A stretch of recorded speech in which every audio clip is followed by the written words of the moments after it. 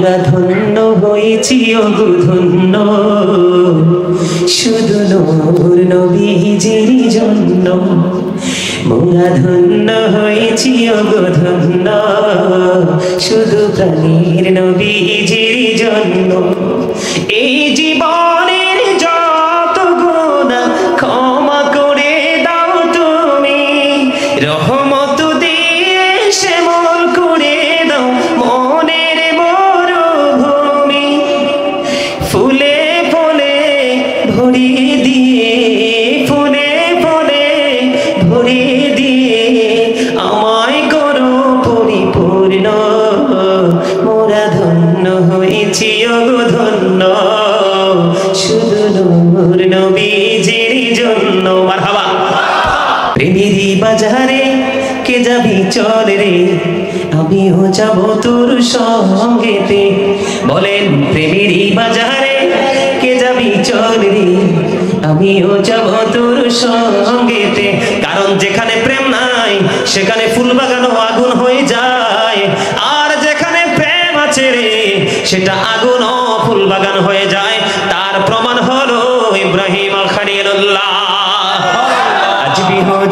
आज भी हो जो इब्राहिम का ईमान पैदा, अगर सीखती हैं अंदाजे गुलिस्ता पैदा। आला हजरत বলেছেন खालिक कुल ने आपको मालिक कुल बना दिया, दोनों जहां है आपकी कब्जा इख्तियार में। मरहबा। বন্ধুরে আমার প্রাণটা খুলে একটু নজর দিয়ে কথাগুলো শোনেন, হৃদয়ের জানালাটাকে ওপেন করে দাও। আমার নবীজি বললেন, দেখেন নবীজিকে কেমন করে ভালোবাসতেন সাহাবায়ে কেরাম। দুইজন হযরত ওমর জীবনে এত বেশি আমল করেছেন, গণনা করলে আকাশের তারার চাইতেও বেশি হবে। কিন্তু আবু বকরের একটা রাতের প্রেম, কিছুক্ষণ সময়ের প্রেমের সাথে যখন পাল্লা দেওয়া হলো রে, ওমরের জীবনের আমলগুলো একেবারেই নাথিং হয়ে গেল। একদিন হযরত ওমর, আবারও হাত জোর করে অনুরোধ করছি, রিজার্ভ বাজারে এসেছিলাম, আপনাদের এখান থেকে 4 গুণ বেশি ছিল মানুষ, কিন্তু মানুষগুলোর মধ্যে এত গরম ছিল। ওখানে ছিলেন কেউ এমন আসেননি? এখানে প্রচন্ড গরম ছিল, কিন্তু মানুষগুলো গরমে আছে না নরমে আছে বোঝা যায়নি।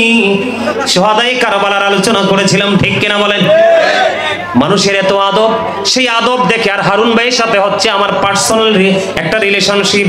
উনি যখন ফোন দিল, বন্ধু চলে আসলাম। আমি আপনাদেরকে বলি, আমি বেশিক্ষণ আলোচনা করব না। যারা নবীর প্রেমিক তারা যাওয়ার পরে মিস করবেন যে হুজুর যদি আরেকটু ওয়াজ শোনাইতো, ঠিক না? আর যারা নবীর সাথে প্রেম করতে পারেনি তারা বলে আধা ঘন্টা আগে ছেড়ে দিলে ভালো হতো। এরকম না বিষয়টা? দেখেন তাদের মর্যাদা এমনি এমনি বাড়ে নাই বন্ধু। হযরত ওমর তিনি বললেন, আমার নবী বলেছে দানের জন্য। আমার জীবনে কোনোদিন আমি আবু বকরকে কোনো কাজে আমি হারাতে পারিনি, কোনোদিন আমি আবু বকরকে অতিক্রম করে যেতে পারিনি। আমার নবী যেহেতু আজকে আমাকে দানের কথা বলেছে, আমার কাছে মোটামুটি ভালো দৌলত আছে, আমি দান করে দিব।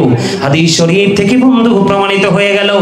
এবার হযরত ওমর ওনার যে সম্পদ যা ছিল তা নিয়ে আসছে। আমার নবীজি ডাক দিয়ে বললেন, ওমর তুমি তোমার ফ্যামিলির জন্য কতটুকু রেখে এসেছো? ইয়া রাসূলুল্লাহ, ইয়া হাবিবাল্লাহ, নবী গো, আমি এখানে যতটুকু নিয়ে এসেছি তার অর্ধাংশ আমার ফ্যামিলি পরিবারের জন্য নিয়ে রেখে এসেছি। এবার আবু বকরকে ডাক দিলেন, আবু বকর, ও আবু বকর আপনি কতটুকু নিয়ে এসেছেন? ইয়া রাসূলুল্লাহ, ইয়া হাবিবাল্লাহ, নবী গো, ও প্রাণের নবী গো, আমার যা ছিল আমি সব নিয়ে আসছি নবী। এবার আবু বকর একটা ডাক দিয়ে বললেন, আবু বকর রে, তুমি তোমার ফ্যামিলির জন্য কি রেখে এসেছো? এবার আবু বকর একটা প্রাঞ্জল ভাষায় ডাক দিয়ে বললেন, নবী, নবী গো, আমার যা ছিল আমি সবটুকু নিয়ে এসেছি। আমি আমার ফ্যামিলির জন্য আল্লাহ এবং আল্লাহর হাবিবকে রেখে এসেছি। জোরে জোরে বলেন না সুবহানাল্লাহ। এবার ওমরের হৃদয়ের মধ্যে আরো বেশি রক্তক্ষরণ শুরু হয়ে গেল রে। ওমর ডেকে ডেকে বলে, হায় রে আল্লাহ, জীবনে কোনোদিন আবু বকরকে হারাতে পারলাম না, আজকে আমি মনে করেছি আবু বকরকে হারাতে পারবো। আল্লাহ গো, আজকেও আমি আবু বকরকে হারাতে পারলাম না, মনে হয় জীবনে আর কোনোদিন এটা সম্ভব হবে না।